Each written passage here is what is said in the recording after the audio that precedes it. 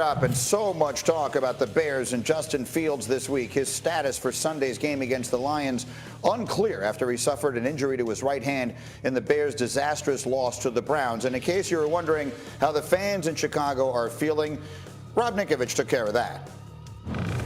We the Bears super fans name the Bears starting quarterback Sir One Matthew Nagy. And we will not change. We will not change the offense, and we will only use 5-man protections against our next opponent. We also have sent a chart of the Bears statistics of this last game, and I will hold it up right now. The graph kills me. That was great fun that we had this morning, Ninka. What was their offensive total? What did they wind up with? 1 yard. That's 1 yard there, Greeny. Yeah, of course. But in Chicago, they would say 1 yards. Our passing attack had only 1 yards. 1 yards of total offense. Yeah. Oh, God. So all kidding aside, Ninko, because I mean, that was brilliant kidding. But let's put it aside for just a moment and actually ask your opinion as an analyst. How much of what you saw from that offense on Sunday do you blame on the head coach?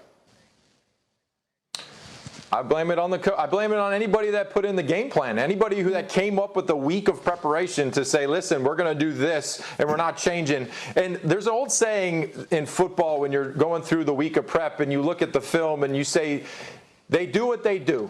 They do what they do. They do it consistently. They do it over and over again. They're not going to change. And unfortunately, for Fields, the Bears are doing what they've done, and they haven't changed. And you have a young quarterback that's dynamic, that can get out of the pocket and use his legs and use his speed and use all those physical skills that he has, and they didn't put him in the best position. So for me, it's a shame. It's definitely a shame, because as a coach, your job is to put the players in the best possible position to maximize their skill sets. That's what a coach does. So it doesn't look good in Chicago, that's for sure. RG3, let me ask you that same question as a quarterback. It was a disaster in every conceivable way. How much of the blame do you put on the coach? You know, Greeny, I put the blame on Andy Dalton, okay? If he could have just stayed healthy, right?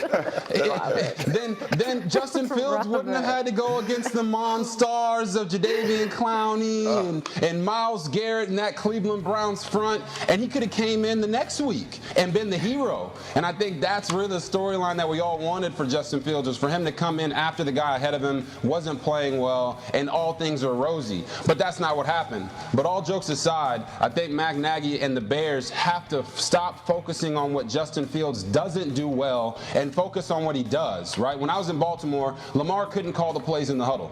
So the Baltimore Ravens coaches got together and they said, you know what, we're going to give him a wristband. And they made him read the plays in the huddle because they knew, look, he might not be able to do this, but when he executes the play, he executes it to perfection. And they focused more on what he could do than what he couldn't do. And I think that's what the Bears and Matt Nagy have to do with Justin Fields. Stop trying to force him to do things that he's not quite ready for.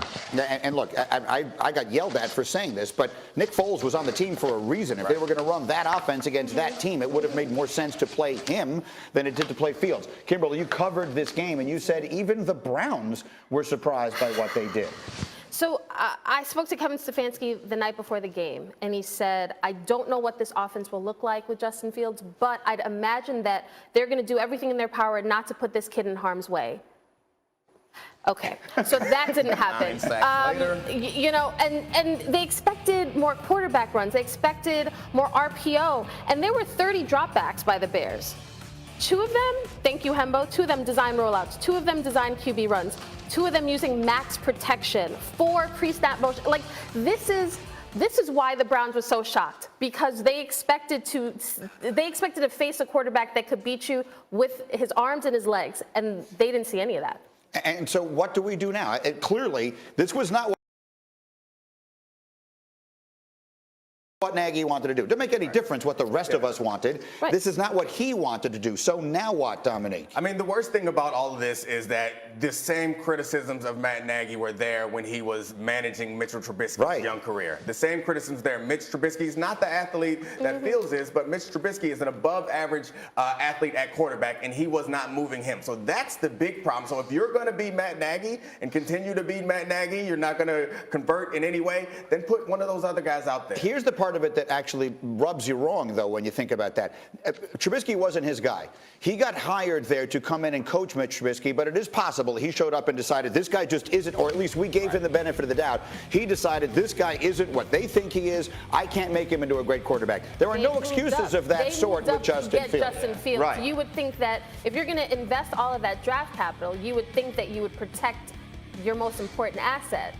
And not only that, from a self-preservation standpoint, Matt Nagy knows Justin Fields is going to be there longer than he is. Yeah. That's not, if one of them is going to go soon, it isn't going to be the quarterback. So I don't understand it. Yeah, I mean, I think that's why so many people are up in arms, because right now Matt Nagy's only hope for keeping his job is to show some progress in Justin Fields. Like, I'm the guy that can make Justin Fields into a quarterback, and he hasn't shown that. Let's see who plays this weekend. Let's see what the offense looks like. They play against Detroit. In the meantime, we have a huge slate of college football